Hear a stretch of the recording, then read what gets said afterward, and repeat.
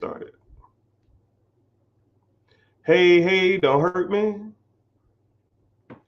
What's going on? Live and all vastness of the sense. Do I look better like that? Nah, I look like a nerd. All right. But I hate my black shirt underneath. Doesn't match. But I'm really not matching anyways. Um, welcome in, welcome in. My name's Mr. Richard. Welcome to the Rich Get Richard.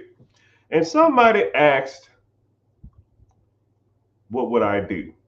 What would I do with what? What would I do with my life? What would I do with some amount of money? What would I do with anything? Everything's different. So, what do I do though? I talk about money, all different levels. I do a lot with businesses. I do a lot with credit. I do a lot with funding. I do a lot about investing. I do a lot about side hustles. We do it all here. So, welcome in. I'm glad you joined. I'm glad you're here. If you have any questions, I'm gonna do.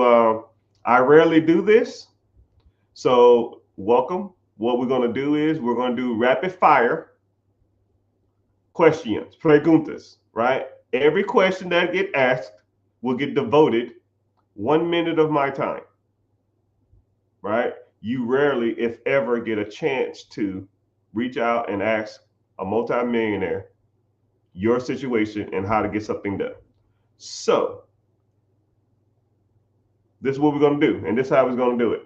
If you're watching from any social media platform, Facebook, YouTube, Twitter, Twitch, TikTok, Instagram, wherever you're watching, um, click the link, join me on YouTube because I see those questions faster and they're easier to process. But you don't have to. If you want to, you want to ask the questions where you are, that's totally fine. But if you're on TikTok, just make sure you're tapping the screen and liking and ask the questions. And I'm going to try to get through them as fast as I can. But I like doing rapid fire questions because it strengthens my ability to come up with answers on the fly. So yeah. So I'm gonna give people the chance to come in. Hey, what's going on? I see you. I don't know how to say your name. I'm not even gonna try it, but hey there. So what's going on? If anybody wanna start off with the first question, I think someone asked, "What would I do with $10,000?" So you got multiple answers. $10,000 is not a lot of money, so you either have to go raise more money, or you can buy your first rental property with $10,000, or you can invest it in an ETF mutual fund or a compound interest account. Let that interest draw you interest, and then take a loan out against it. Someone said, "Have I heard of viscosity banking?" No. I hope it ain't like IULs or UILs or whatever that crap is. The infinite banking system, that stuff sucks. I don't know anybody. I know a lot of people who sell it or are into it. I mean, if you want to have me on your show, give me a green screen, a computer, and 30 minutes, and you'll never buy that shit again in your life. The way I teach how to get rid of infinite banking, it's almost undebatable. I can take, I would take the number one person in the world who talks about infinite banking or um, UILs or IUL systems. I would take any of them. Give me the person who created that system, and they sit me down, and they can talk for 15, 20 minutes uninterrupted, and I'm gonna just sit there, biting my tongue. And then I'm like, "You finished? Are you done? Cool. I got you." That shit sucks. Here we go. Somebody actually was debating me on, I need to upload the video. This was like 3 days ago. And they debated me for like 15, 20 minutes. And I said, "You done?" And I debunked the whole fucking system. That's just horrible. Never ever, right? But I don't know anything about that other banking system, man. Maybe I'm just old fashioned, right? I like good old fashioned ETF, stocks, bonds, mutual funds, good old fashioned real estate where people have to live, and good old fashioned businesses that service a need. Call me simple, call it simplistic in nature. It's about as simple as it gets. But No, if you want to chime in and tell me about it, and I'm also an advocate of learning, I'll also go look it up too. Excuse me. All right. If you had good credit, say, good credit is subjective, but we'll say over 700. What's a good business credit card would you apply for? So, one thing that's cool about me is I own a funding company. So, what I would do is I would go to my funding manager and I would say, hey, I want to go out and get as much business funding as possible because you can do it yourself or you can have a professional do it. If you do it yourself, you might get $10,000, $5,000, $12,000 or something like that, and you don't have to pay a fee for that because you did it yourself. But now, let's say you take a professional like me and my team, and we go out there and we do credit stacking or hybrid credit lending and stuff like that, and now we go out there and get you $100,000 worth of line of credit. 150,000. Hell, the most I've ever got for one person was $455,000 worth of credit. So you can do it yourself, but why reinvent the wheel? Why are you doing something that has already been proven? It's like, yo, I'm gonna go out here and build a car from scratch. Okay, you can go build a car from scratch, or you can just go pay somebody to build a car for you. I mean, but it's cheaper. Yeah, you can spend a year in your damn garage. How much cheaper is it? Once you talk about progression in your business and progression in your financial journey, sometimes you can't even put a price on it. If somebody told me, hey man, I'll give you $100,000 worth of funding, but it's going to cost me $5,000, $6,000, $8,000, or whatever the hell it is, I give you $100,000, or you can go do it yourself and get $5,000, $10,000 and don't pay anything. What would you want? $100,000 with a fee or $10,000 with no fee? You know how many businesses I can buy with that $100,000? You know how many pieces of property I can buy with that? Once you start buying, let's say if you get $100,000 and then $100,000, you buy 10 houses with $10,000 down. Okay, every house is making you $500 a month in rent. 5 houses, $500 a month, 10 houses. That's $5,000 a month. You have to pay a $5,000 fee. That's 1 month of rent. That's 1 month of rent rolls. I love this expression. Your nickel, saving a nickel is holding up you making $1. You're worried about the wrong fees, right? If I get a fee to make money, I don't care what the fee cost. You know what I mean? Say if you borrow money, and just like I was arguing with somebody in the chat one day or the comment, it was like, you don't know what you're talking about. You should always pay attention to the interest rates. I said, man, them interest rates. Do you know what you're talking about? So I'll even break that down. Let's say there's a $200,000 house. Let's say the interest rate is 5%, meaning my mortgage is, I don't know, $1,500. Let's say it's renting out for $4,000 a month. 5% interest, $1,500 a month. It's renting for $4,000 a month. That's $2,500 profit. Take the same $200,000 house and let me put a 40% interest rate on it. 40% interest on $200,000. Let's say the payment is $3,500. But if it's renting out for $4,000, I still make $500 a month. This ain't rocket science, people. This is 7th grade math. Why would I, if the interest rate is 40% or 5% or 10%, as long as the asset I'm buying makes enough money to cover the debt, I don't care what the interest is. I don't care. So, anyways, let's get started. Let's keep going. Good question so far, though, yo. Good question so far, yo. Let's get to Lyco. All right, so let's see. Preguntas, questions. Preguntas. I ain't getting no questions. What's the best way to buy your first rental other than 25% down? Okay, so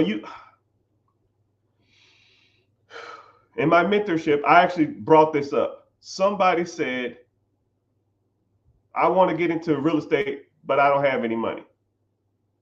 I said, okay, cool. Here's 5 different ways you can do it. There's multiple ways you can do rental properties with no money down. Multiple. I mean, comically a lot. But you almost have to learn about real estate first before you learn about getting the best deals or getting owner financing. You know what I mean? Like I just gave an analogy a while back. A guy had a $10,000 Volkswagen, but let's say somebody down the street was selling the same Volkswagen, the same year, the same color, but his is worth $10,000, but someone's selling the same one, similar one for $50,000. If you think that a $50,000 Volkswagen that should be selling for $10,000 is a deal, then you need to learn how to evaluate cars better. It's the same thing with real estate. Once you understand how real estate works and know the ins and outs of houses, know the best markets, know the different strategies, know the different rent rates, know the different evaluation techniques, know how to negotiate with sellers, then you can talk about owner financing. You're trying to negotiate how to get 20-inch chrome rims and you ain't even got a car yet. You know, there's multiple ways on how to do that, right? I'll even give you one up top of my head. I'm feeling generous, right? Let's just say you have a sign on the side. You put a sign out saying, looking for houses to sell. Okay, boop. We'll buy your house, no money down. People are going to call you. And there's many techniques you can use, but I'll give you one example of a good technique. They'll say, hey, I have a house for sale. It's worth $200,000 and I owe $200,000. Okay. I'll take over your house. Why are you selling it? I'm moving out the country. I don't want to deal with it no more. You owe 200. It's worth 200.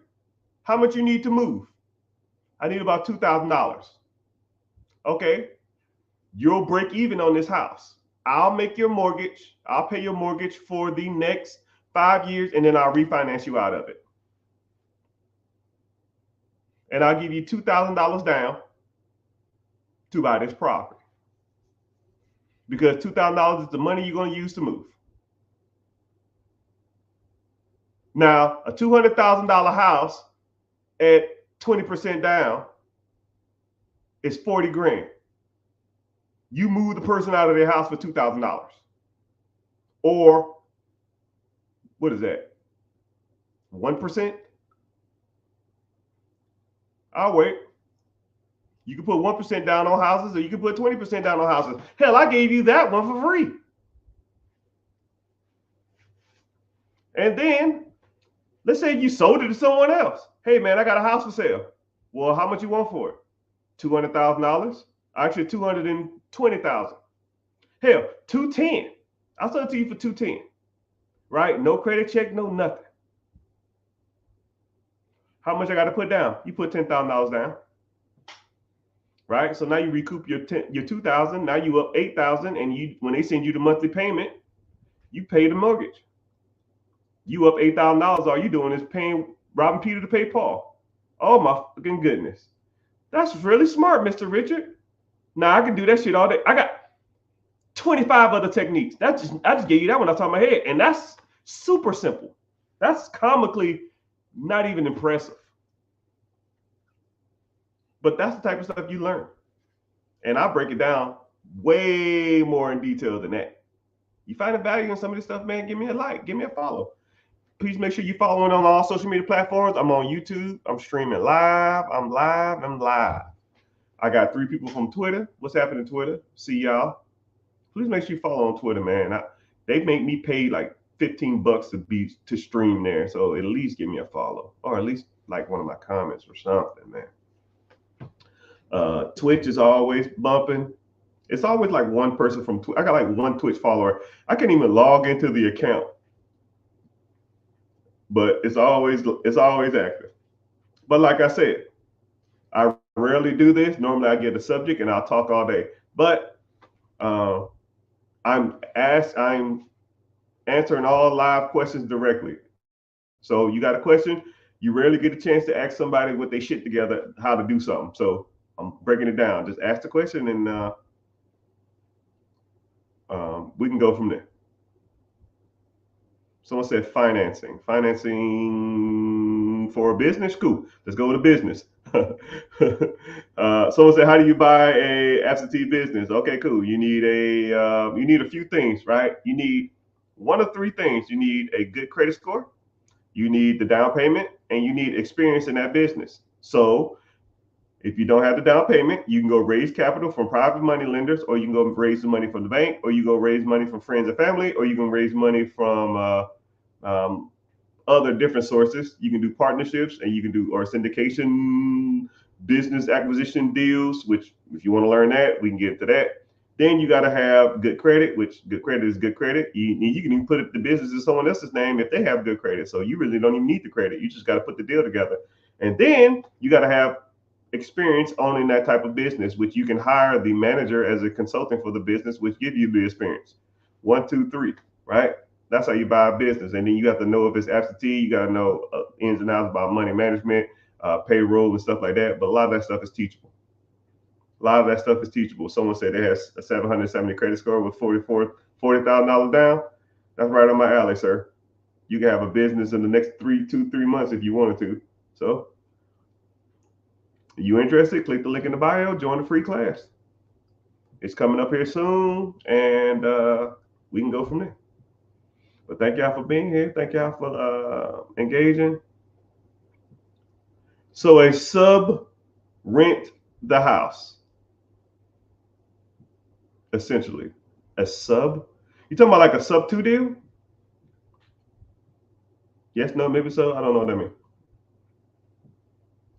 Maybe you're talking about a sub two. That's if you wanted to do a no down payment. But like I said, I like real estate is my bread and butter. I'm great at business acquisitions, but I got started with nothing buying real estate, buying the hood houses, buying the crackhead houses, um, fire damage, repos, tax liens, tax deeds, lease options, sub two, wholesale, bird dog.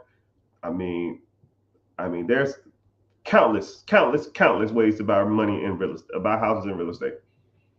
And you'll be surprised once you kind of get good at buying real estate, you'll almost get to the point where you're not even putting no money down. And people will find you to give you their deals. They're like, yo, I heard you buy the houses. Yep. What you got for me? And you can go from there. Someone said I need my credit fixed. All right, I got you. That's why we're here. So I have a credit repair business, and what we do is we'll focus on removing all the negative stuff on your account. So late payments, charge off, repossessions, um, judgments, bankruptcies, freaking baby mama payments. So we knock out all those stuff right there. And then what I'll do is I'll help you I'll teach you how to apply for certain lines of credit or credit cards that don't pull hard inquiries, and that don't pull hard inquiries that report to your credit every month and boost your credit score. And then we try to help you get a stronger credit profile, because credit profile and your credit score is like two different things. It's almost like, trying to think, it's like your eyeballs and your brain, I guess, right? Your eyeballs look, you see with your eyeballs, but your brain process the information. You can't have no eyeballs and then try to process information with your eyes. If you don't have a brain, I don't care how strong your eyesight is, it's not going to do anything, right? So you need credit profile and you need your credit score, which is, they work together, right? A lot of people think that, I've seen people with strong credit profiles with weak credit scores. Now people have seen people with strong credit scores with a weak credit profile. So I think you need a combination of both. Well, actually, you do need a combination of both. I'll meet people who think their credit is good, but their credit is weak. They have a weak credit profile. They'll have like one credit card and it's like a gas card for like $100, but their credit score is 750. And they're like, yo, my credit is 750. What can we do? I was like, yo, your credit is weak. It has a high score, but it's weak as hell. And I've met people with $100,000 worth of personal credit cards, and I have a 650, which if they start paying down their credit card debt, that should be damn near 845 or something like that. So there's a lot of times that people just don't know how that credit process works. So that's some of the things that you should learn, or that's some of the things that I teach you. But if you're interested in credit repair, like I said, click the link in the bio, join the free class, and if you want your credit repair, and it's automated too, which was kind of crazy because an individual actually earlier messaged me and said, "Yo, I sent you all my stuff to do my credit. What's next?" I said, "What do you mean, what's next? Like, you're done. Like, I do the rest." And he was like, what does that mean? Like, I don't have to send off letters. I don't have to fill nothing out. I don't have to give you my. I said, no, no, no, no, no. This is automated credit repair. You don't do shit. It's you give me your information, you pay, and you sit down and relax and don't do nothing dumb for the next 6 months. And as long as you don't do that, we're good. But a lot of times, some people have hiccups. Sometimes people have slip ups. I had one guy that did a credit consolidation, but the last month of the consolidation, he didn't pay like 3 creditors, and that was 3 late payments on his stuff. We knocked out, 15 late payments, but then he got 3 more late payments right as soon as the month was over, and I was just like, "Come on, dog, you're killing me." So stuff like that happens, but it is what it is. You really can't be mad at the system. You just take the good with the bad. Now my objective is to get that crap off his credit now. So that's why we learn. That's why we talk about that type of stuff. But yes, like I said, welcome in everybody. Thank you for coming in. Tap the screen. If you're on TikTok, tap the screen and tap the screen and give me some likes. If you're following from YouTube, if you want to sub, you can. It's Twitter in the house. Damn, there's a lot of people on Twitter. Click, make sure you're following at least. Instagram is bumping like always. And we got some people on Twitch too. Somebody said, "Am I from Texas?" I want to ask y'all a question. I try to mask my, thank you for the gifts, whoever too. I try to mask and I comically work on really hard on trying to mask where I'm from, right? If you had to guess based on the accent or the way I enunciate or sound out words, if you can just kind of guess where you think I'm from, a lot of people kind of won't guess. Somebody said Texas. Someone said Florida. No, no, no, no, not where I live. I'm talking like where I was born. There we go. If you let's play a little quick game, just to get some people comment and see where y'all think. Tallahassee. Damn, I sound like a Tallahassean. Someone said, "What's my thoughts on politicians?" You know how many times I get asked that question, and then I have to give y'all a reality check on politics.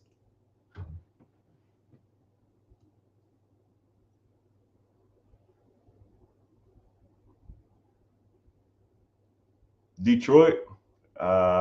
Someone said no. Florida, Georgia. Do people from Florida have an accent? Someone said, "I got a question." Ask it again. The comments are going too fast. I couldn't read it. But Tallahassee, Florida, no. I grew up in Georgia, and I live in Florida now, but no. Do you fix credit if you from Texas? Yeah, I don't give a damn what state you in. You can be from the United States in another country. I don't care. If you have 3 credit bureaus, which they're really not credit bureaus, but that's another story. Someone said I'm from Harlem. No way. Someone said, "Am I East Coast or West Coast?" Neither. Someone said Alabama knows how to party. Alabama, dog? You can't hear my vernacular? You can't hear my enunciation of words? Does this sound like Alabama education? Good night. I'm almost offended. Almost. But I don't get offended a lot, so I don't really care. Oklahoma knows how to party. I grew up in North Texas, though, when I was in the military. It ain't Texas. Y'all ain't gonna get it. Y'all ain't gonna get it. When do you stream and how often? I'm new here. Well, hey, how you doing, sir? Someone said Vancouver. You from Vancouver or am I from Vancouver? I ain't from no damn. I ain't no Canadian. But I stream a lot. Ask the individual in the comment section. I can't never read their name. You said hood and crack house, so it must be Chicago.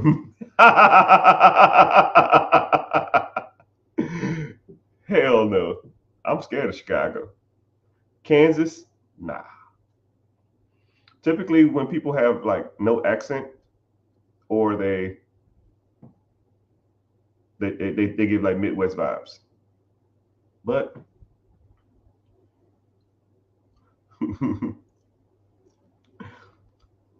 but make sure you follow it too, sir. I see you just joined. Appreciate you. But Kansas, no. The islands, no man. Do I sound like I'm from the islands? Do I have an accent that's really thick? Iowa? There ain't no brothers in no Iowa. Missoula? No, that's Midwest. I'm not in the Midwest. Y'all won't get it. That's good. I'm highly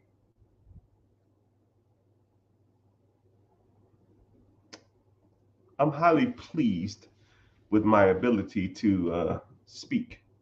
If you cannot guess where you think I'm from, because I actually met a guy from the same city I grew up in, and his accent was thick. It literally sounded like somebody from that area, from that region. Savannah? No, Savannah, Georgia. Yeah, I grew up in Atlanta though. I went to high school in Atlanta. I stayed there from 15 to about 24 till I went off to the military. Good guess though. Savannah, they got a lot of southern. They got southern draws though. Baltimore, that's Baltimore. No, that ain't it. I watched the YouTube live on both pages. Yeah, I can see you on both pages. I don't know how you're doing that, but it's all good. Is it echoey? But anyways, I'll go ahead and give you the answer, and then I'll just we'll move on. I was born in Louisiana, and I grew up in Tennessee. There's your answer. And then I moved to Atlanta. But I had to develop when I was in the military. They trained me Greenbow, Alabama, I Force. So when I was in the military, I had to go learn how to properly speak, which I didn't even know that was like a thing. And I get into this classroom and like you can hear all these different accents, and then like you start learning how to convey a message a little properly. And if your accent and all the mannerisms that you have will fall off once you are like formally educated on how to public speak properly.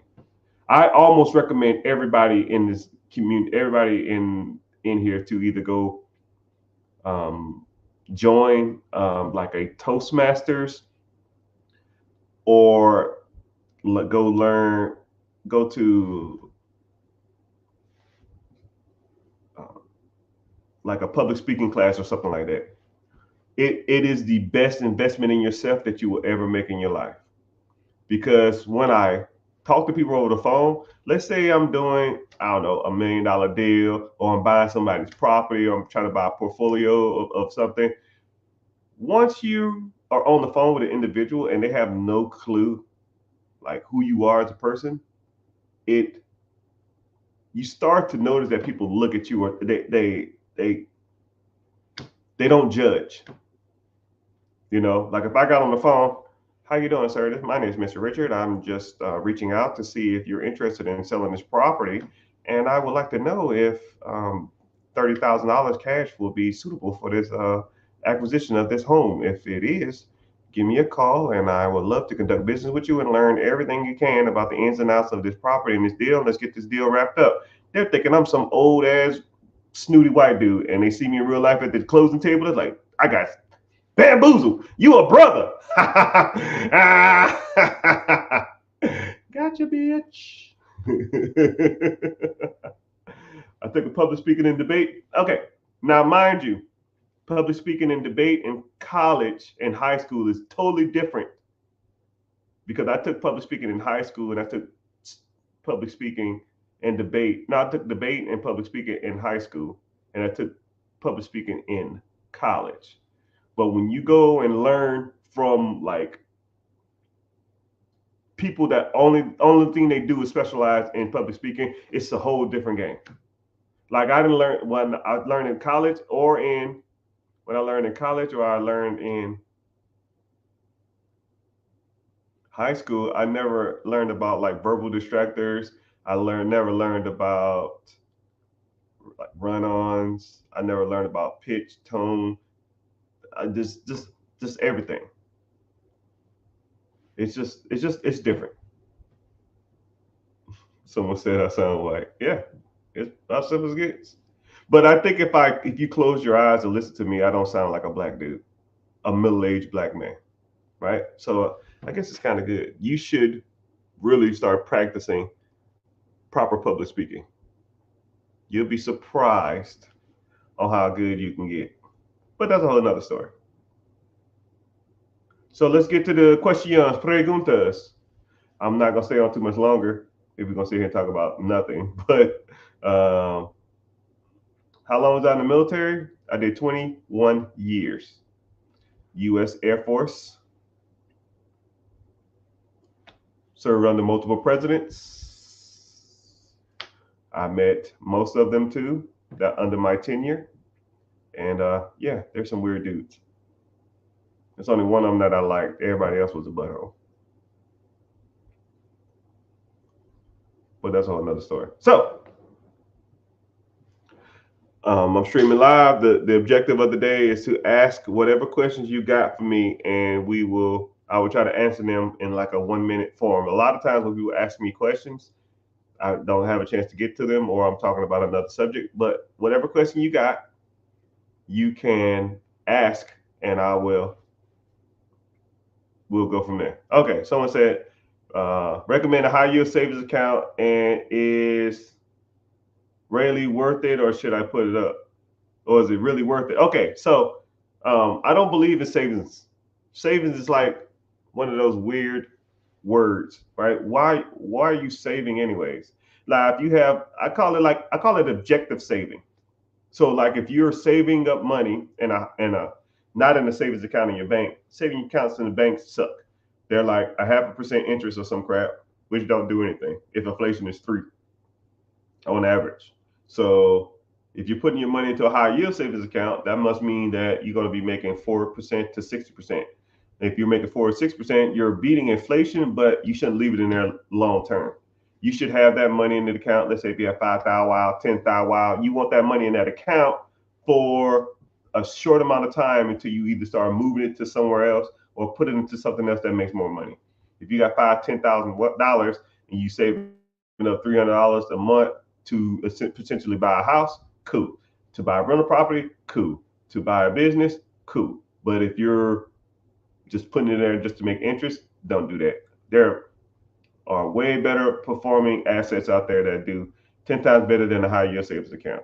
So high yield savings account's cool, unless for short term, anything if it's gonna be more than like 6 months, get into something a little higher. Rate of return. ETFs, mutual funds, stocks, that type of stuff. Do 10 times better. Let's go with, what do you say is the best move for a 23-year-old with little savings? Sir, I'm gonna say this once. Compound interest fund that tracks the stock market, dollar cost average over your lifetime. Like one thing about money, one thing that can't, money is good, time is better. Okay? Let me see if I got my calculator up. I really didn't want to pull this up, but let's say this. Let's say the individual is 23 years old, and let's say he invests $200 a month, which is not a lot of money, Most people can afford $200 a month. He's starting out with zero. He's 23, and let's say he go till 63, right? And he does nothing else. He just does this. He puts $200 in the account. One, say if he get paid on the first or the 15th, on the first he put 100, and the second he put 100, or the 15th he put 100. That's $200, right? And say he set it and forget it. It just takes it out of his account. He don't give a shit about it. He did that until he 63 years old. And let's say he's worked on his some jobs. He probably bought a couple pieces of real estate. He bought a business here. He worked a regular job and do shit else, right? One thing about this strategy, it's a like icing on the cake strategy, or it's the default strategy. It's will happen regardless of whatever happens. A lot of people say stuff like, well, what if I die? Well, if you die, you're not going to give a fuck about no money that you have in the account. You're not going to be in heaven and be like, I had $193,000 in the account that I didn't get a chance to spend. This is fucked up. Shut your ass up. That don't even make any sense. Like, so why even talk like that? It's just a weird mentality to me. But let's say this individual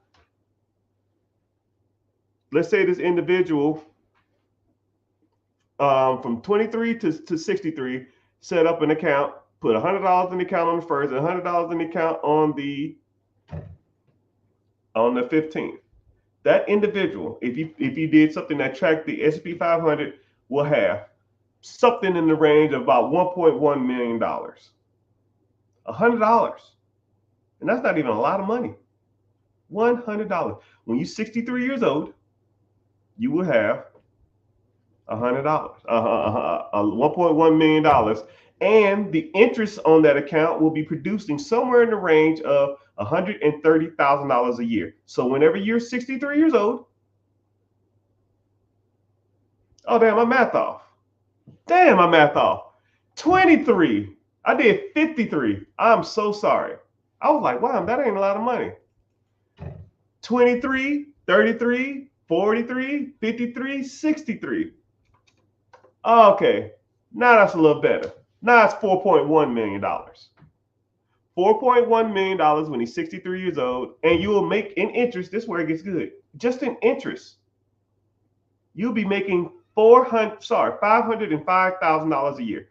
So when this individual, Mr. I don't know how to say your name, when he or she, whoever wants to do this, don't give a damn, you can buy into this account $100 a month for the next 40 years of your life. You'll have $4 million, and you'll make $505,000 a year in interest from 63 to 93, whatever, who gives a shit. And then you put the $4 million in a trust. You roll the trust over to your kids and your kids' kids and your kids' kids, right? They don't touch the trust, but they get a check for $505,000 a year every year for the rest of their lives. Now, who can't afford $200 a month? Who can afford a $100 paycheck? Most people can. You just got to set it up. That's why I say time is almost more valuable than money, because you can't get your time back. You 45, 55, 65, you can't even do that strategy. You're not even in the ballpark. You got to work on some other stuff, but you still should be investing in stuff like this. You might got to invest a little more to try to catch up, but these strategies are easy to do, easily implemented. Anybody in my community, I almost make them do it. And I'll say, how much you put in this month? Oh, it's on automatic. It's $250 every month. Deal. Because that's how we do it. Someone asked about XRP. I try not to talk about crypto a lot because people on here try to like rip people off with my name saying I'm a crypto expert or some shit, which I'm never going to DM you and ask you about some damn crypto. But there's only a handful of cryptos that I do like. XRP, Ripple, kind of the same thing. Bitcoin, Cardano, Ethereum. And they're all long-term investments. I'm not in here trying to like, oh man, I got this one weird ass crypto. I'm trying to ride it up and sell it. I'm trying to do stop loss and shots, pools, calls, ride the tail, drive the dragon down, stop loss, short sale. Dude, fuck all that. I don't got time for that. That's just a loser game anyways. You're a damn go broke gambling, right? If I wanted to sports bet, I'll bet on my Atlanta Falcons losing every damn week. Hell, I know that's a guaranteed win because we suck. Carolina just as bad. Put your money on that. You want to gamble on something? Gamble on them. Somebody said, "What's up? What's happening, Holmes? How you doing? How you mammy doing?"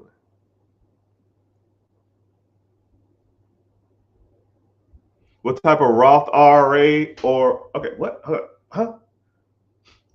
Somebody said, "What type of account? Roth IRA? Oh, what type of account? Comma Roth IRA or buy SPY directly?" So you can. So this is where I kind of like. I'm not gonna say draw the line. I don't tell people what to buy. I just tell you about different things to buy. And you kind of just make up your own opinion, right? But an IRA, which is an individual retirement account, so you have a 401k and you have an IRA. You can have a Roth 401k, you can have a Roth IRA. You have a traditional IRA, you can have a traditional 401k. 401ks ran through your job. Normally they have a match. Interest rate's not as good. And then you can do a Roth if you're an individual. If you are a individual who want to invest yourself, or you're an entrepreneur, or you're self-employed. So that's a retirement account. IRA, individual retirement account. SPY is an ETF that tracks the S&P 500. It's like buying a portfolio of stocks. Not the same thing, first of all, and they're two different investment vehicles. But invest at your own risk. I like them both. Say word. Someone said thanks for the help. No problem. What are your opinions on tire shop businesses? Like a lot of people always ask about different businesses. What about this type of business? What about, okay, here we go. I don't give a damn if it's a laundromat. I don't give a damn if it's a daycare, nail salon, hair salon, tanning booth, tire shop, clothing manufacturer. Like the vehicle is irrelevant. Where are you driving to and how fast you need to get there? That's what you need to focus on. A tire shop, like there could be 3 tire shops. One $1 million, the second one $1 million, and the third one $1 million. One is producing SED at 14%, 25%, 33%. One has gross sales of 90%, 80%, and 75%. Which one is the best one? Right? You got to know the difference. You got to know the difference between gross sales and SED and cash flow. You got to know the difference between gross sales, net sales. You got to know employee staff. You got to understand owner, absentee versus owner operated or semi absentee. You got to understand accounts receivable, accounts payable, year to date, tax returns. I mean, it's not hard. It's hard to say any industry is better than any other industry without looking at the finances. Show me the money and I'll tell you if it's a good deal or not. But if I just had to base it off of no money, do I like tires? Sure. Everybody needs fucking tires. Everybody. Even though if you get a flat tire in a Tesla, you can't take it to a regular shop and get tires. It's kind of weird. So you got to take it to a Tesla shop to get Tesla tires. So I hope, hopefully that doesn't be like a standard industry standard amongst everybody. Make the tires only specific to specific cars, and you only can go there. Then your tire shop is irrelevant. But I think that if I had to look into a tire shop, I would want a tire shop that did like oil changes and servicing at the same time, because that's where you make your money. Tires is like a specialty of a car. Why not focus on the whole car instead of a specialty of a car? Why would you focus on like something that do oil changes and servicing? Because servicing, it's like the gateway of the automotive industry. Hey man, how you doing? I need an oil change. Cool. what we're gonna do is we got a 33-point inspection that we do on every car, free of charge. You don't mind if we do it? Yeah. Okay, so we're gonna do an oil change. We'll do your oil change. We're gonna do that 33-point inspection. Hey, how you doing, Mr. Jonathan? Cool. What's happening? Yeah, we did your oil change. Before you come in though, we did our 33-point inspection. There's a couple things. One, your cabin air filter is dirty. We can do it for $30. Your windshield wipers are bad. We can do those for $30. Um, your radiator is leaking. We can do that for $200. And you need new brakes, and we can do those for $300. And they'll be like, let's do the brakes, and the radiator's cracked. I need to do that too. So it'd be $500. It'd be $550 with the oil change. Okay, that'll work. And you do your windshield wipers and your cabin air filter yourself. Okay then. All right, that'll work. Give us another couple hours, and then it'll be ready. So now you went in there for a 30, 40, 30, 30, 40, $50 oil change, and now you're walking out of there with $550 damn dollars. It's a gateway, right? But if you just do tires, hey man, your tires bad, your brakes suck, and your damn car leaking, and it smells weird, and your windshield wipers don't work, but we can't fix on the shit because all we fix is tires. That's why you learn from professionals like me, because I talk about shit like that. Say word. Word, say word, word, say word, word. I'm just here to laugh. You here to come here just to give me a headache. But what's going on, man? What's the question? What's the word? Like I said, subjects before is that we're talking, and you can ask me any questions you want to. You want to talk about entrepreneurship? You want to talk about starting a business? You want to talk about buying a business? You want to talk about real estate? You want to talk about any of that stuff? Somebody said a tire shop in the hood is gold mine. Yeah, you get all your damn tires stolen too. Brother, a tire shop anywhere in America is damn near gold mine. You know? So don't ever think that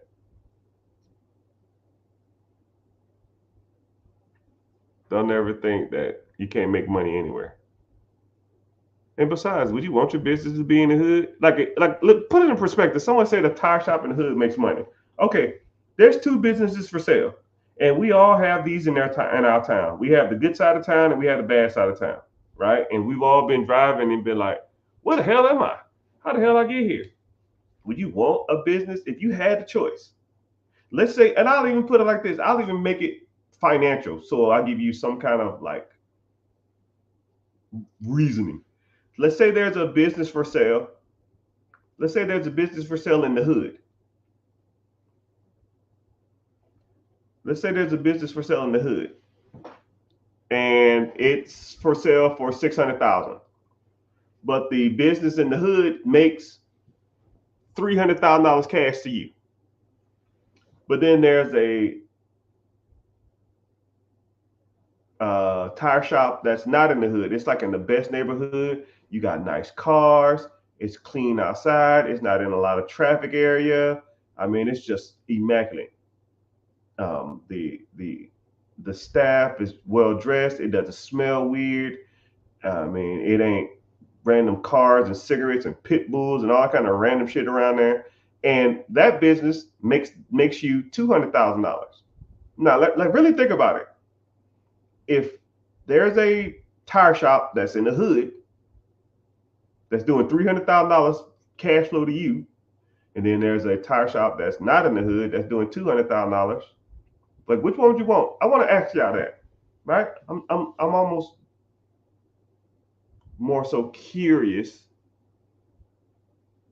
to see what would you want? Would you want the house? Would you want the one in the hood that makes more money? Or would you want the nicer one that's not in the hood? You know? Some people say hood. Some people say hood money is good money. Some people say they want quality, not quantity. You know? And there's other things that come along with the hood houses too, right? You have probably break-ins, people stealing, You know, employees probably not as good. You know, there's pros and cons, right? You're gonna have $100,000 problems every year, right? Is the problems worth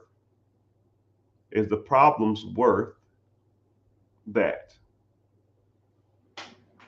Someone said, "Can I apply for funding to do Section 8 housing with a 560 credit score?"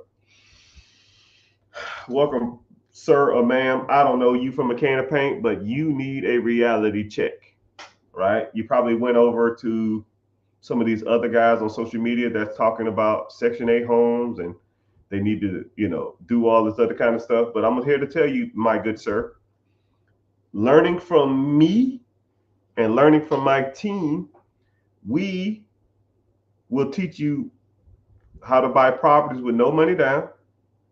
And I'll teach you the best way to do Section 8, right? And Section 8 ain't the know all be all way to do real estate. There's 20 damn different ways to buy houses. Section 8 is just one. And Section 8 is almost like not even, it's comically not even like that great of a program, right? And then it really depends on the state you want to invest in. Section 8, some states aren't even Section 8 friendly. So if you want to invest in your own state and Section 8 friendly, in a non-Section 8 friendly state, then Section 8 is not even a program that you won't even get involved in. But you got to learn this type of stuff, my guy. Then second of all, 560 credit score is not nothing. You can't do nothing with that. You can buy a primary home with a 580, right? You can get low-level credit cards at like a 550 to 560. So you need work, my friend. You need what I call in one of my business structure, the works. That means we got to work on your credit.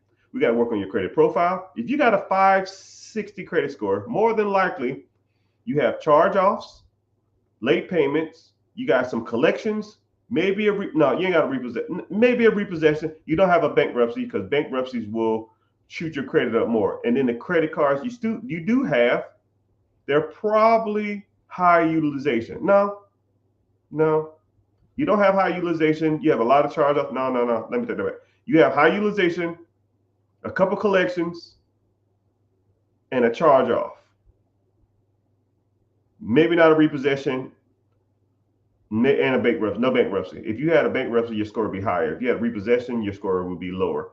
You have charge-offs and high utilization on your credit. Stop me when I'm lying. Stop me when I'm lying. Stop me when I'm lying. See if he comments.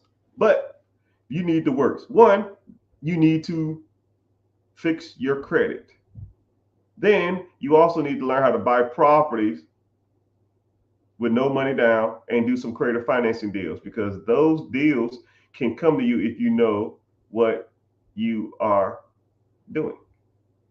Okay. So my friend, if you want to get started, click the link in the bio and join the free class. It's Wednesday at 9 p.m. EST. I'll see you there. Use your same username because I'm gonna be looking for you. If I don't see you, I'm gonna be disappointed, because you see individuals running around. You see people running around talking about Section 8 making all this damn money, but my good sir, my good friend, you ain't even in the ballpark. You need some work, right? Join the tax class. It's not a tax class, but I talk about taxes if you want to, which I own a tax preparation business too, which I review your taxes for free. If you in the mentorship or the coaching, I review it for free, right? If you're not in it, I'm gonna charge you because you're not wasting my time. Someone said, which one do I recommend? Which one I recommend what? A tax class or a Section 8 class? I don't know what that means. Someone asked a question about Chase. Re-ask it. I didn't see it. If y'all could see what I see, I'm literally looking at 5 different screens with chats doing this.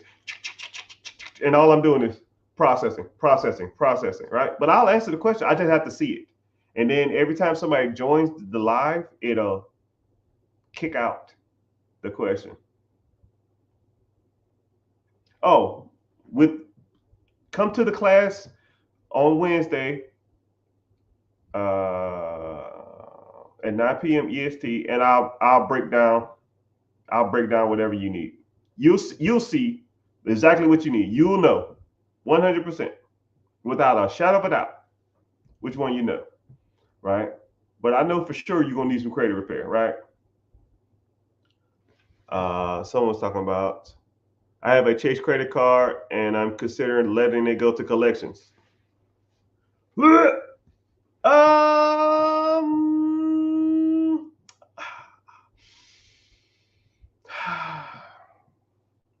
don't want to tell you how to finesse the system. I really don't. I'll tell you like this. Here's what's going to happen if you do pay it. Air Force in the house. Yes, sir. You need to ask that. I'm going to get to you. I see an Air Force question. Thank you. Are you still in? I did 21 years in that hellhole. So let me think.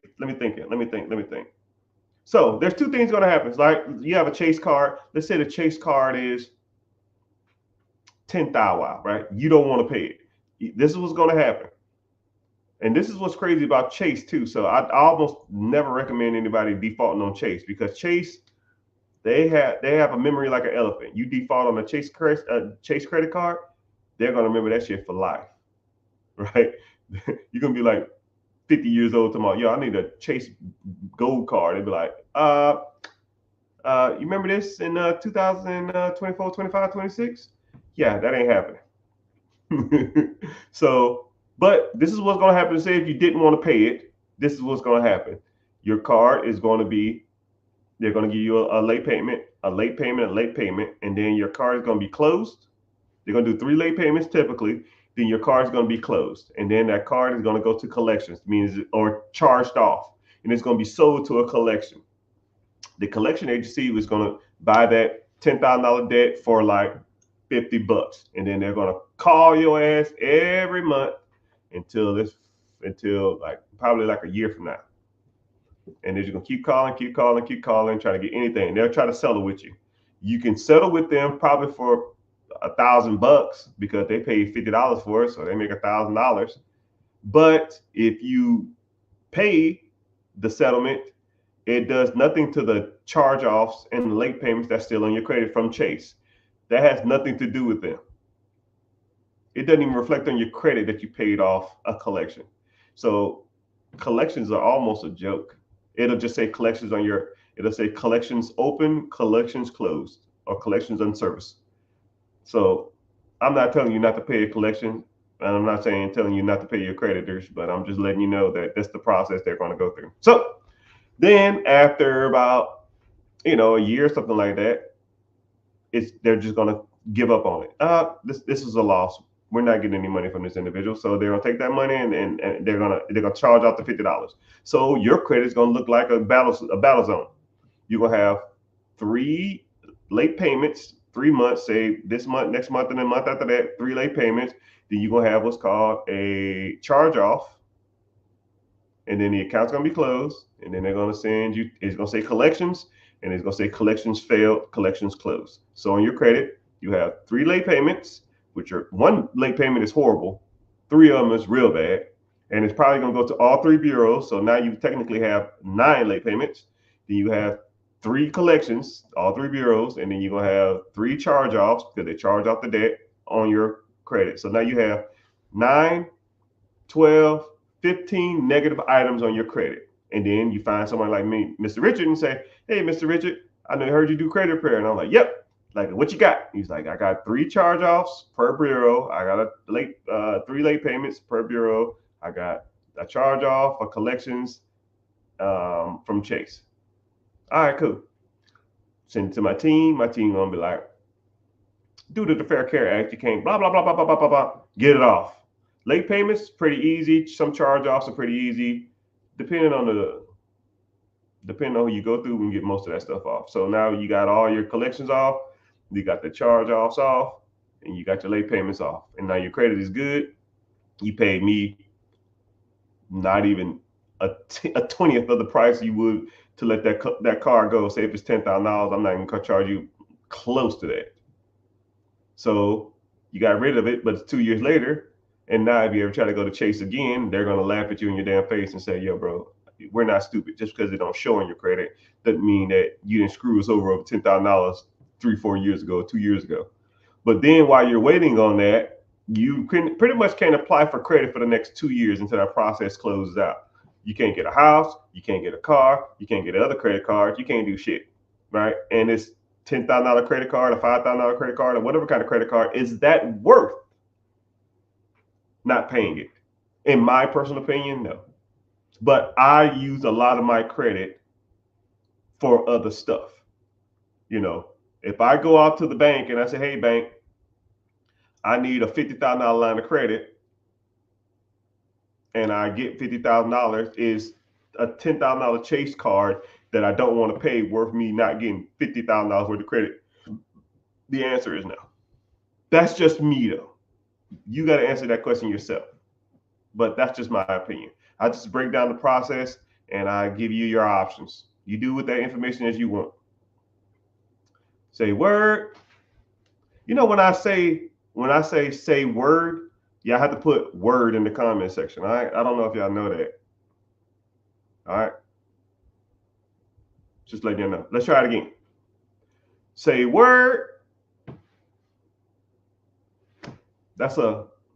It's called a verbal distractor, but I'm reiterating the fact that I said something. Y'all just say word behind it. All right, word. I see you. I see your Instagram. Say word. All right. Somebody said they're Air Force, 28 years old, safety. Sorry to hear that. I was a 2 Alpha mechanic.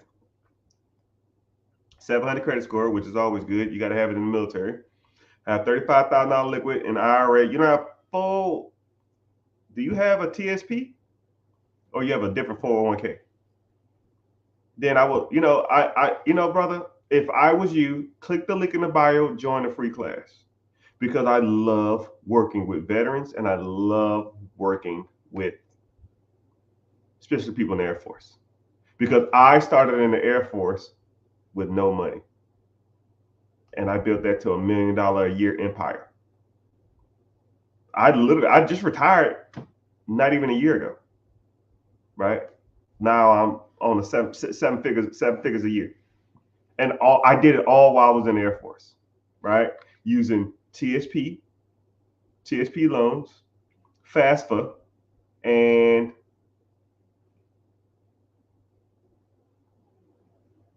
VA loans. My first property was a VA house. I used zero down and I rented it out for $1,500. And my mortgage was 8.25. I was making $575 for my house for zero down. Say word. Word. You have no idea where to start? Yeah, click the link in the bio, brother. I'll help you out. You got 14 years left? Yeah. So what we'll do is, if I was you, I would maximize my TSP contributions, especially if they're matching. You're probably not in the blended retirement. You're probably in the straight up TSP one. Make sure you're in Roth. Make sure you do the match. For every 5%, they give you 4. And then I would probably start getting into other, and I was looking to buying homes, and I was looking to buying businesses in my area. Oh, man, dude, you can do all kinds of stuff, man.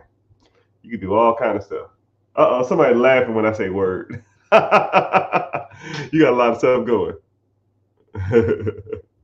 But I say that all the time, and no one ever rebuttals with that. Can you dispute 2 or 3 of them? Yeah, you can dispute all the bureaus if you want. It's on you. Let me get to some questions preguntas. Yeah, someone said buy a house in every place you move to. Yeah, which you can do. Or what you can do is Google your state limitation on VA loans. Generally, is about $800,000. So let's say you live in North Carolina. I don't freaking know. You live in North Carolina. You look for houses in like the $150,000 to $200,000 range, and then you live in it for like a year and a half, and then you move into another house for like $200,000, and you just keep moving different houses. You can buy 4 houses with 0% down, or you can buy a VA. If you have a VA home loan, you can look into duplexes, fourplexes, and quadplexes, 4 units with 0% down. Say word, word. I'm gonna keep saying that now. Where do you start disputing bankruptcies and foreclosures from 2019? Um, Off your credit. It's kind of weird though. Like I have a credit repair team, and they dispute everything. We try to get rid of everything off your credit, right? I want the clean slate. We knock out late payments. We try to knock out bankruptcies, foreclosures. We try to knock out repossessions. We try to knock out charge off. You know, all that stuff. And then also what we'll do is we check your name and see if your name. Like some people, one guy had a name. I'm not gonna say his name out loud, but if I told it to you, no one in this comment section probably could spell it right. And his first and his last name was like that. So I had to just dispute his name spellings. His name was misspelled 21 times on his credit.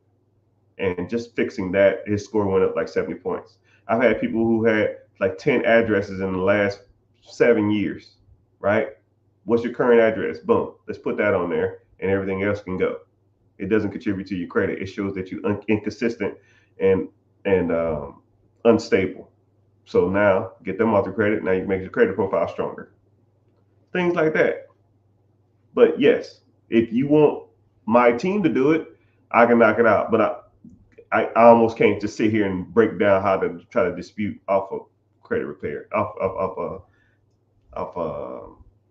bankruptcy and foreclosures. That's like bankruptcy and foreclosure is like the Michael Jordan and LeBron James of credit. It's like the biggest thing out there, right? Now I might could sit here and try to explain to you like a couple late payments or something like that, but even that is a little way more difficult than I want to deep dive into on this discussion. But I talk about this stuff all the time in my community. I break it down. If you want to learn it, we'll talk about it, but most people don't. All right. How to establish business credit without buying stuff from vendors, Uline, Sunbelt, Home Depot, real estate lots. Yes. Yes. Welcome, my friends. This is my specialty. Oh man, sir or ma'am, I think I see you in the comments a lot. You, my friend, need to get your butt in my class. You have been learning a technique that hasn't been effective since 2018. Trade lines, net 30s, net 50s, net 30s, net 60s, net 90s has not been utilized. Dun & Bradstreet is the company that tracks those systems.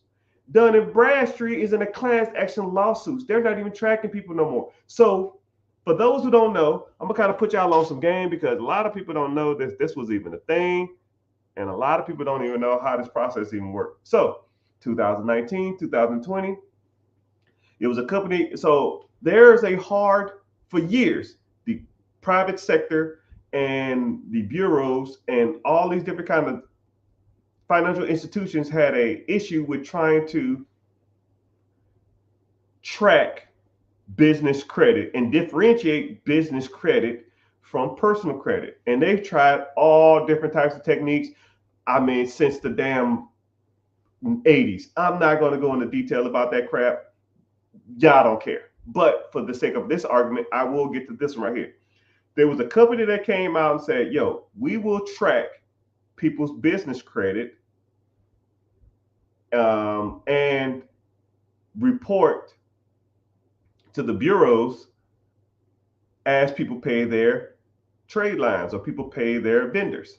So they said, okay, cool. This company is called Dun & Bradstreet. Dun & Bradstreet said, okay, if you want to get lines of credit, you need to go out and get vendors, or you need to go out and get trade lines. And the trade lines, they'll give you lines of credit. Lines of credit can be paid over 30 days, 60 days, or 90 days, or a net. The total net is due in 30 days. Net is due in 60 days. The net 90 days. So that's a net 30, net 60, net 90s come from, right?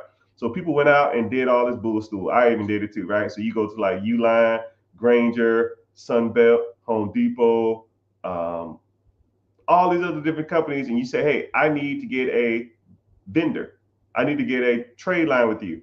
Okay, for your account to be active or activated, you need to spend a certain amount of money a month. Sometimes it was $100, sometimes it was $500, sometimes it was $250. Who fucking knows, right? And what you do is you spend $100 at Home Depot, $100 at Uline, $100 at Granger, $100 at whatever Sunbelt, and then they'll report to your account, right? And then the accounts was supposed to go get tracked at Dun & Bradstreet, but Dun & Bradstreet wasn't tracking. So people were spending. I know, and then what happened is they said, no, okay. It's hard for us to track these accounts because there's not enough. So you need to have. I remember one time Dun & Bradstreet said you need to have like 10 trade lines for us to track it effectively on your credit.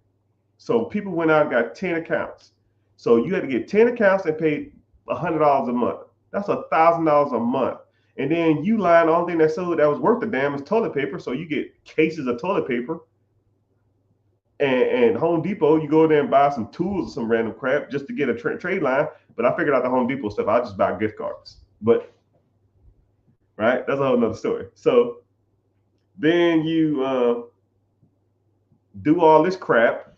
And then Dun & Bradstreet, people were saying, yo, man, my Dun & Bradstreet score wasn't even showing up. I can't go out and go get lines of credit. I can't do nothing with this. So now Dun & Bradstreet wasn't even reporting to the bureau. So they weren't even tracking it. Someone said, I got mad cases of toilet paper. Yeah. That lets you know that I know what I'm talking about. If you got toilet paper through Uline, that lets you know I already did it. I was there. But that system was flawed. They got sued. They closed down. And Dun & Bradstreet's pretty much not even a thing no more. So let's reel it back in. People still need business credit. But there's no neutral system to track business credit. So what the banks and the financial institutions came up with, they said is, if you can secure lines of credit in your personal name, we will honor them in your business name. Meaning, if you get business credit, if you apply for business credit, but you secure it or guarantee it with your personal name, we will only show up in our ledger and it will not reflect on your personal credit cards. It won't show up on your personal credit. Meaning, it's the Wild Wild West. You can go out and get multiple lines of credit with multiple banks as much as you want, and it doesn't show up on your personal credit. And just like I said, I knew what I was talking about with the Granger thing. Yeah. Multiple millions of dollars worth of credit, people. Millions of dollars worth of credit. I got stacks of credit cards. Stacks of them, right?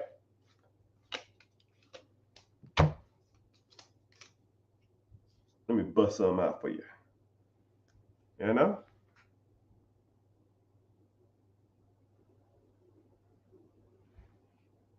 And this one is unlimited. And y'all know this, listen.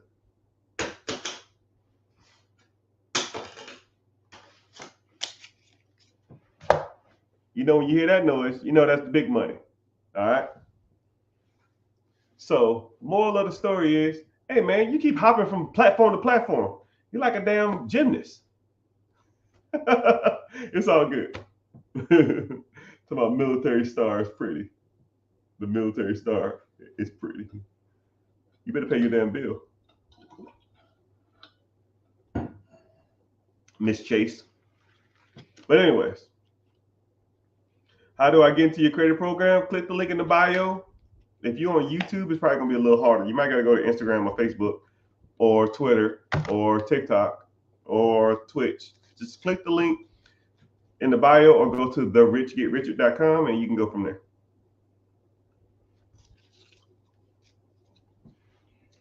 But that is a great question about the net 30s.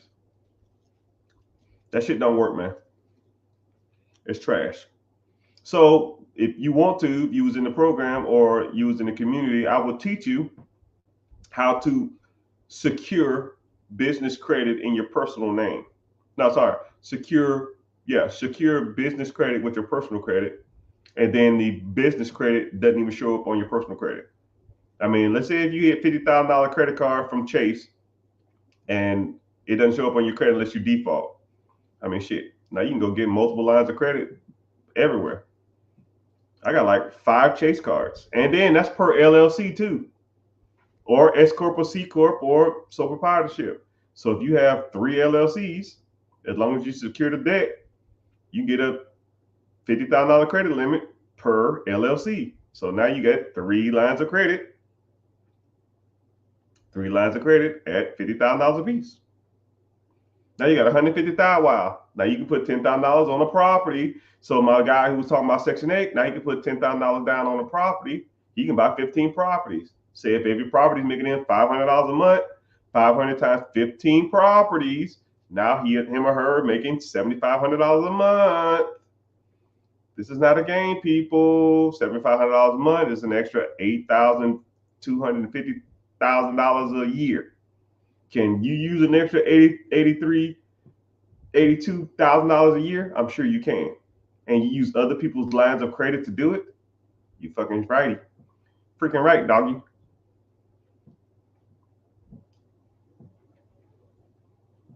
You have to be about something if I lasted 21 years. I did 12 years. Oh, hell yeah. I like the vets. Appreciate you. You get disability? I got a person on my team that can help you get disability too if you are a veteran. I don't know what your disability rating is if you don't got it, but my team can reach out to the place you apply for the VA. Oh, you got 100%? Hell yeah. Yeah, you good then. You don't need that portion. Someone said, which marketing channel has the highest rate of returns? Which marketing channel? That's like saying, what's the best burger? My kids will say McDonald's. I don't know. It just depends, right? If you know how to evaluate a business, you'll know. If I sat you down for more than an hour and broke it down, you'll be like, wow, this makes sense. And then you won't ask questions like that. You'll know what makes sense and what doesn't. Sometimes some things are so good to be true, it's generally not. I pay no taxes and I pay no taxes. Yeah. But digital marketing is pretty good. Digital marketing, I mean, there's no upfront cost if you know what you're doing. But it really depends. That's a vague question. It's kind of hard to say. That's a hard question. It's too vague. What's the best anything to buy? What's the best hat to buy? I don't know. It's your opinion, right? But then you try to look at rate of returns. Some industries probably have better rate of returns than others, but I don't know. Some of them don't.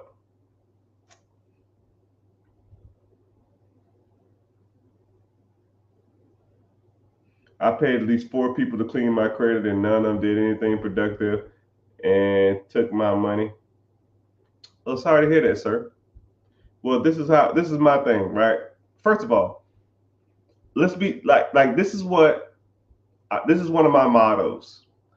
Between my businesses and my real estate, I'm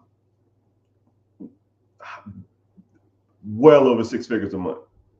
If I charged you, I don't know, $100 or something to repair your credit, your $100 is not worth my headache. If I can't do it, then I won't. I don't want your money.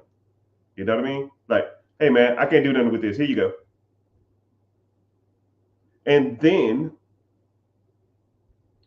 we're gonna get some good credit questions. But if I can't do nothing with your stuff, I will let you know. But you have to do everything on your part, I say. Okay?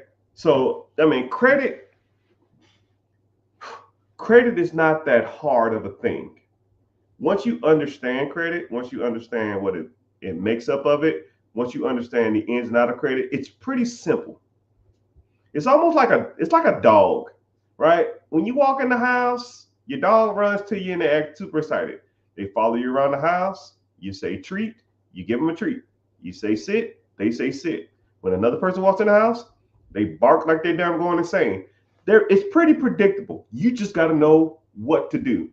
As soon as I look at your credit for 15 seconds, I can already tell what you need to do right? And I'm gonna tell you what you need to do. Now, if you don't do what I tell you to do, you can't be mad at me. But I'm gonna do everything on my part. First of all, you need to I'm gonna tell you straight up. As soon as I meet you, I'm gonna say, yo, your credit utilization is high, right? Not debt to income ratio, your credit utilization. Two different things. Credit utilization, debt to income has to do with like buying a house and sometimes buying a car.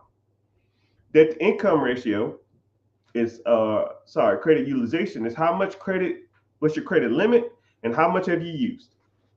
Meaning that if you have $10,000 worth of credit cards, you need to be at 30% minimum.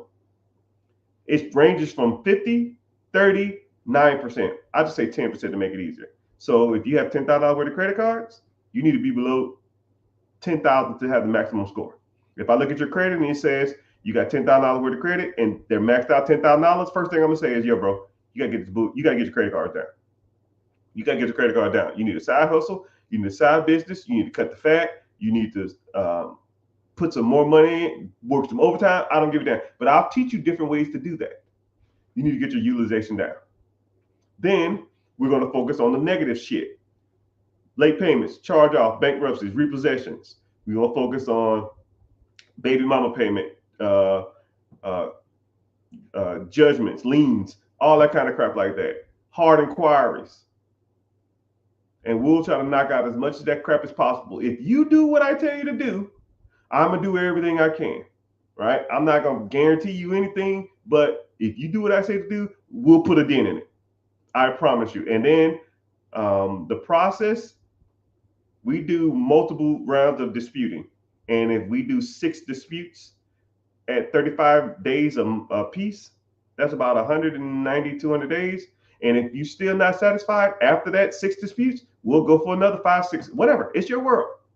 And we're just going to keep trying to get it. And if we can't do it in 12 disputes, if I dispute your credit from multiple different bureaus, from multiple different people, from multiple different avenues, with multiple different techniques, it just ain't meant for you to get that shit off your credit. You just going to have to wait your time. And then you got to do everything else. But I will teach you different ways to make your credit stronger and make your credit profile stronger. Is that fair? Right? You interested? Click the link in the bio. I got a class coming up Wednesday, 9 p.m. EST. But that's a great question, yo. But I'm not like other people because I don't need your money. I really don't. And if you're not satisfied, here you go. I don't care. Me being harassed for a couple $100 is not worth my time. Right? I'm up here, man. Yo, man, you took my $200. Here, shut the fuck up. I don't care. Bye. Don't care. Are you happy? Like, and I'll even give you a great example. It was this one lady. She signed up for, what was it? She signed up for the program. I think she was in it like a week. It wasn't even a week. It was like 2 days, 3 days. And she said, hey, I got to talk to you about something. I think I changed my mind. I don't want to do it. Okay, call this number. Okay. Hey, what's going on? How you doing? This is Mr. Richard. How can I help you? Oh, you picked up the phone? Yeah. I said call me. You called. Okay, cool. Hey, I paid for this, but I don't think I'm going to use it, and I don't want to waste my time or your time. And I just want to know what the process is from here. What's your name? Linda Jones. Cool. Looking at your account now. It'll be in your account. Here's your refund, and it'll be in your account in 3 to 5 business days. Anything else? No, that's it. Yeah. That easy? Yeah. Oh, I thought I was going to get on the phone and kick and scream. And no, I'm not that guy. I don't care. $200, click buy. You have a good day. I'm not going to force you to want to change your life. I'm not going to hold you down and make you learn something you don't want to learn. We're not in 3rd grade. I'm not your damn daddy. I don't got time for it. If you want to learn, let's learn. If you don't want to learn, see you later. But now I'm not going to be like, you've been in the program for 10 months or 15 months or something like, yo, I changed my mind. No, I don't work like that. Right. I do have stipulations on that type of stuff. But I am straightforward. I'm a lot of people say I'm personable. So I don't it's not worth my time. I'm not going to sit over here and argue over a couple $100. Right. And then I'm looking at my account and I just did a real estate deal that made me, I don't know, $85,000, and you talking about $200. Bye. Click hit. Bye. Anything else? We good? Bye. Later. Have a good one. I'm not gonna beg you to want to change your life. You gotta want to do that yourself. And I just say the same thing. Whenever you change your mind and you're ready to move forward, I'll be here. And they say the same thing. Yeah, it's just not a good time for me now, but I'll be back. Yeah, right. See you. Never see them or hear from again. But hey, he said, I have charge-offs and closed accounts. Bro, they can get that off. But there are some creditors that are a little harder than others. That one is they're not as bad. But make sure you're liking, make sure you're following people.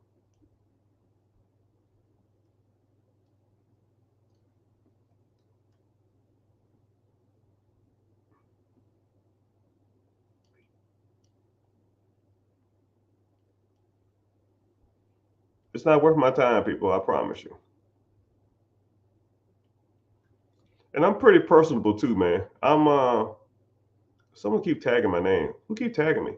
Is there like a troll in here? If you see somebody's name in here that ain't me, just block them.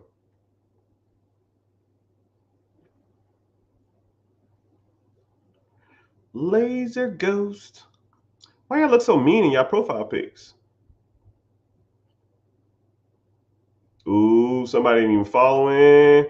Ooh, I'm about to block somebody. Ooh.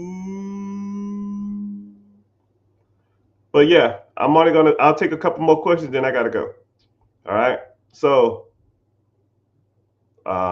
if you wanna, real quick, we can talk about credit. We can talk about business funding. We can talk about personal credit. We talk about business credit. We can talk about real estate, buying investment properties, commercial properties, investment properties. You talk about if you want to get into sub 2, section 8, wholesaling, bird dogging. Oh man, we talk about all that type of stuff. We talk about it all. We talk about buying businesses. We talk about expanding your businesses, getting funding for your businesses, growing your businesses, marketing for your businesses, all types of stuff.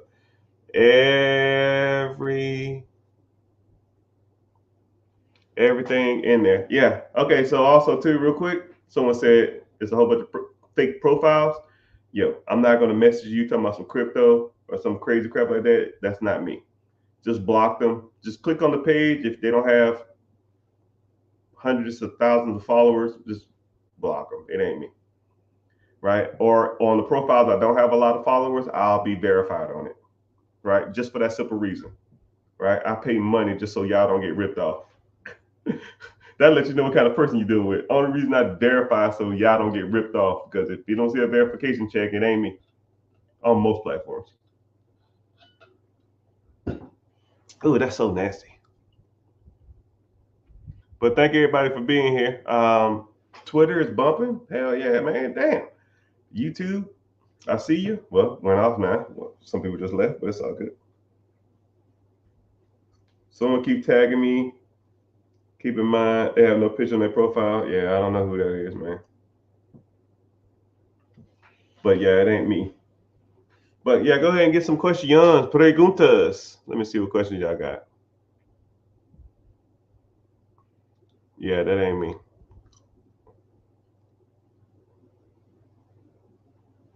Can you answer my question? What question?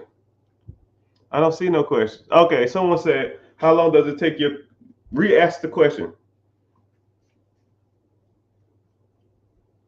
Yeah, the class, links in the bio in the class. Click the link in the bio and join a free class. Where should I start investing? Yes. Next question. Where should I start investing? Yes.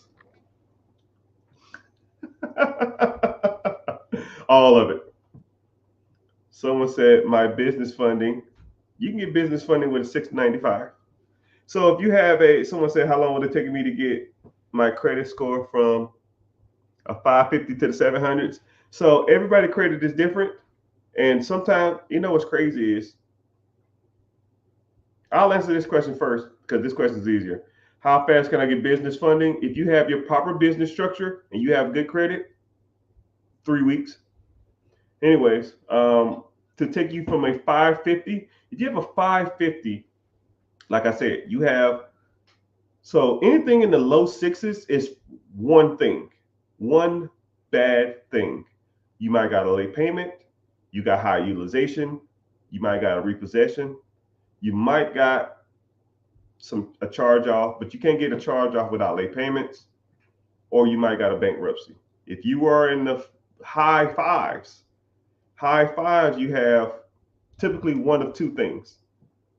You have high utilization on your credit cards, you have charge offs and late payments, maybe not a bankruptcy, but maybe a repossession. If you in the low sixes, low sixes, you don't have high utilization.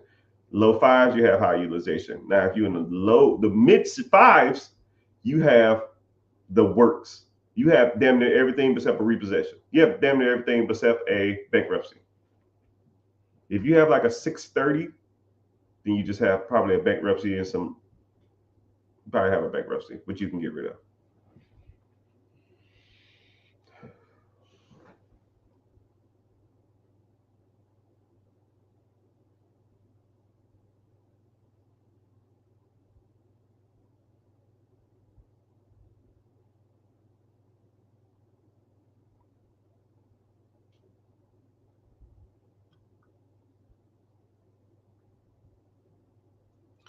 Okay, yeah. So yeah, to take your score from a 550, it just depends. It depends on how messed up your credit is. 550, you got a lot of wrong. You probably got high utilization. We got to get that down, and then I got to work on your credit profile to make your credit profile stronger. And then we got to get rid of your late payments, charge off, bankruptcy, repossessions, hard inquiries, and all that kind of crap like that. But what's crazy is the highest I've ever seen someone go up is 181 points in 3 months, 2 months, 180 something in 2 months. It's the highest credit profile I've ever seen. That's the best we've done, which we putting in work. That shit's not easy, right? They had a lot jacked up, but it is what it is. What can you do with $50,000? You can be rich. That's what you can be, or you can not worry about bills. I can tell you that much. High utilization and late payments and a collection. Wow, it's almost like I knew what I'm talking about.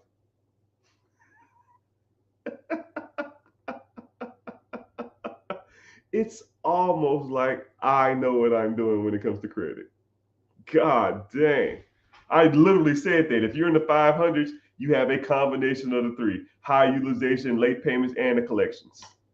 I literally said that. You might even got you might even have hard inquiries too. Is a 6 say word? Word. He gave me a cheers. You're right, you gave me a cheers. I know what I'm talking about, man.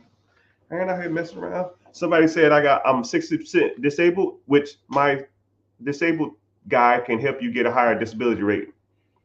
And then also too, I have 100. I'm going for 100. I can do it for you if you want me to.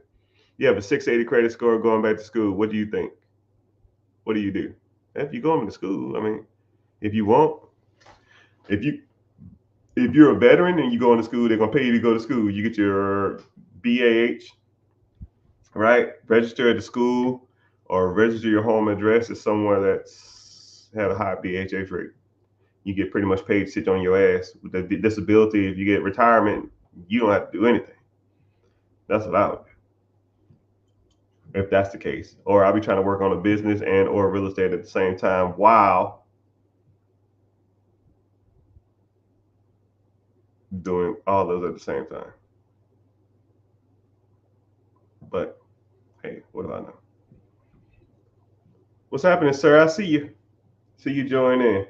I just bought a Camaro. Making the payments around $750 a month. Oh my goodness.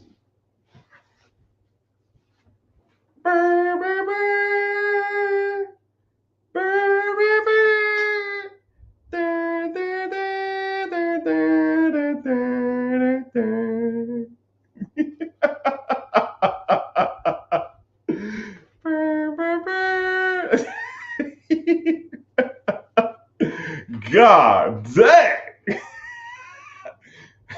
Young brother, how old are you? Or young ma'am, I don't know, I can't see your picture. Not the Kevin Samuel. Hey, if you follow me, that's gonna be snipped. That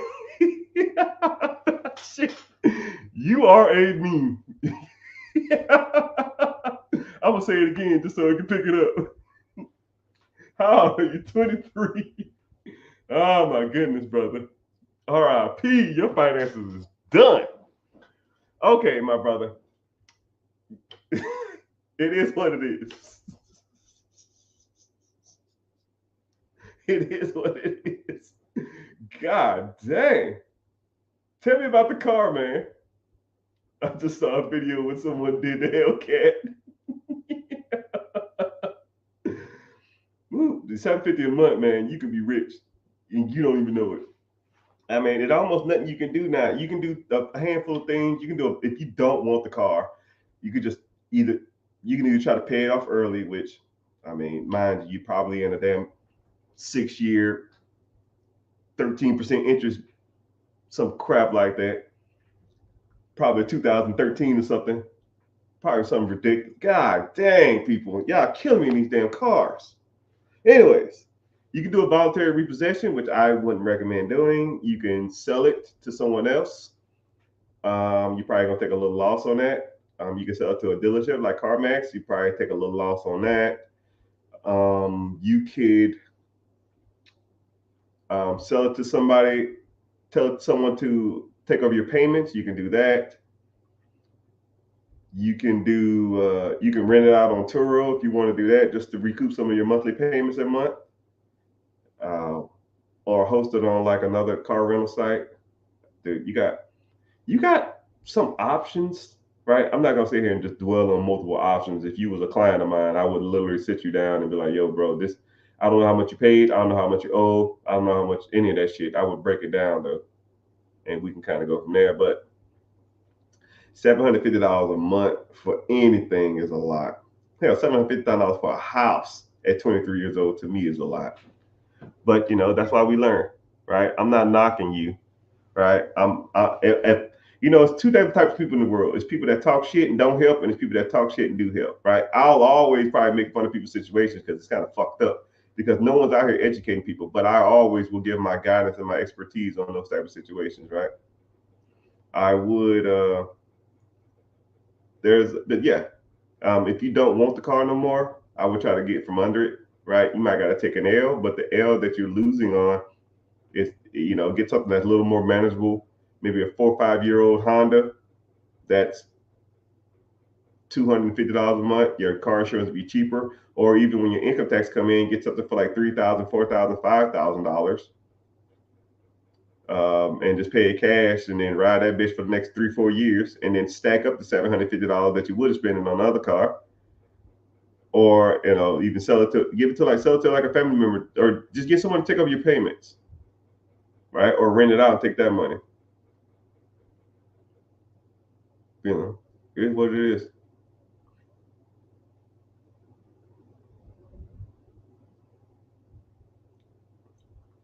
But yeah, let me see. My vacation to I charge my vacation to my credit card. Hold on.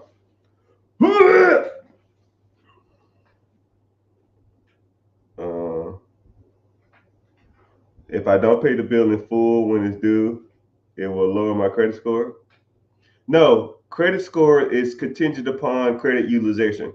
So take out how many credit cards you have, the maximum amount total. So if you have one credit card that's 2,000, you got another credit card that's 3,000, you got another credit card that's 5,000, that's 10,000. Take the total amount usage, and you have the total amounts that you have in utilization. So let's say one card has 500, another card has 1,000, another card has another 500. That's 2,000. So 10,000 out of your 2,000, that's 20%. Anything under 30%, your score is decent. Anything under 10%, your score is going to be maxed out on credit utilization. So the easiest way to think of it is, you can go to Credit Karma, click one of your scores, stroll down to utilization amount, and I'll give you your percentage. If it's anything below 30, you decent. Anything below 10, you're good. Anything over 30, your score is going to fall. You can click on it, and it'll break down your scores contingent upon how much you have utilization wise. I know a lot of people don't like Credit Karma, but Credit Karma is probably one of the more accurate ones, not on your scores. Credit Karma sells your information to bureaus, and they sell your information to credit card companies, and they say your credit score is higher, so they can sell you a plan. So that's how they make their money. But no problem. But yeah, that someone said, he said thanks for helping. But yeah, that $750 a month is a monster. I don't know how you even think about doing that. Say if it's fairly newer, you're 23 years old, you can be paying that shit till you're 30 years old, man. Right? I'll even do the math on it for you too, sir. Let's do the math on it. You're 23 years old, and let's say you have a 6-year car payment, right? $750.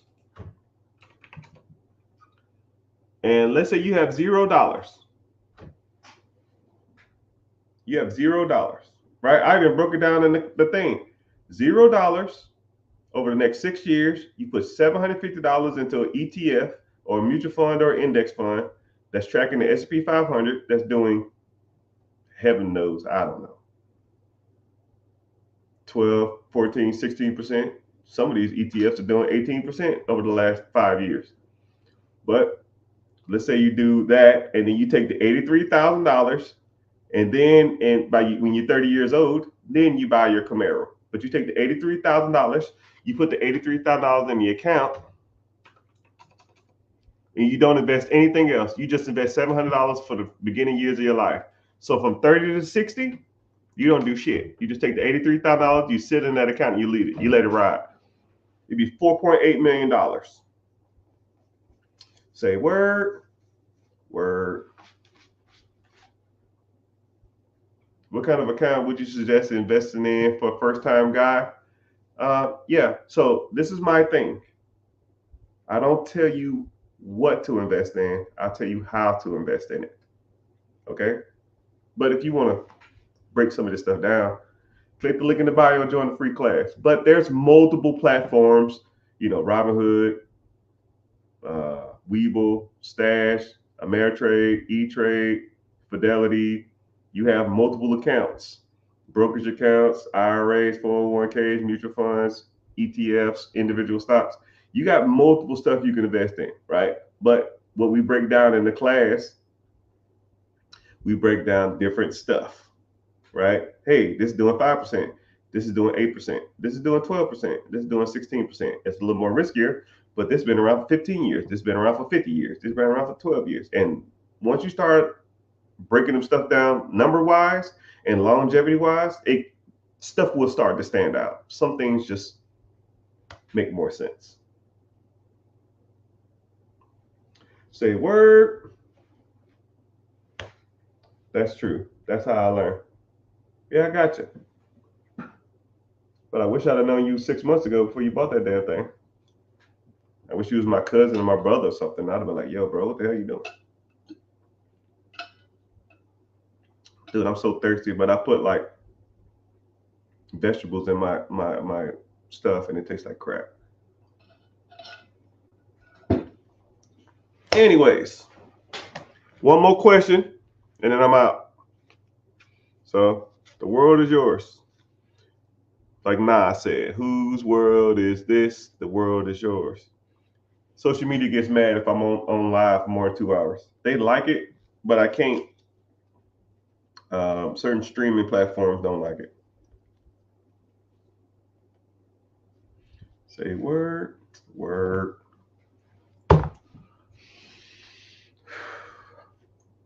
So, one more question. We talk about whatever you want. Business credit, business funding, getting your LLC business structure together, buying real estate. You want to ask me how my day was? I mean, you can ask stuff that doesn't pertain to you, man. Ask me how my day was. I do all right. Robinhood, someone said, Robinhood is the best brokerage account. It's a little subjective. They are a little subjective. Robinhood, if you really read on Robinhood, Robinhood is getting sued and they got fined by the SEC because they restricted trading. My good sir, watch a movie on Netflix called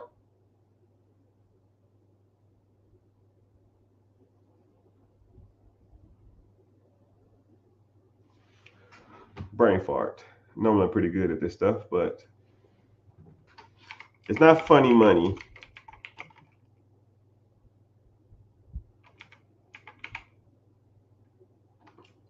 Let me see. Robin Hood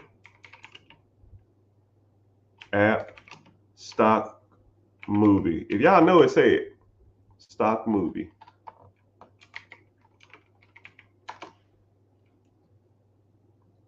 Oh, Dumb Money.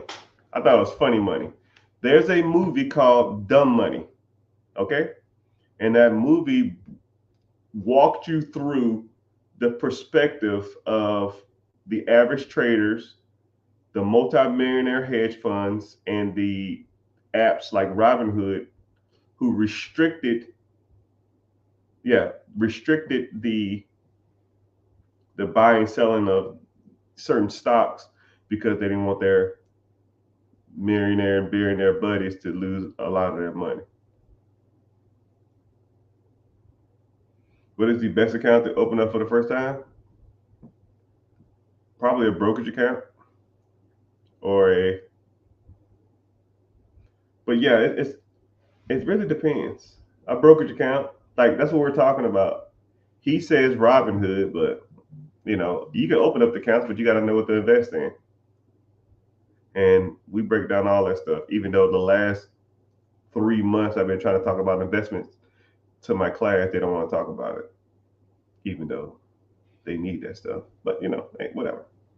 It's all gravy. But my friends, it's been real.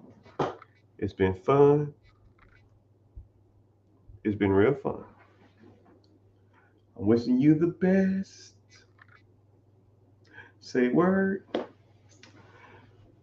Can't say it hasn't been real because it hasn't.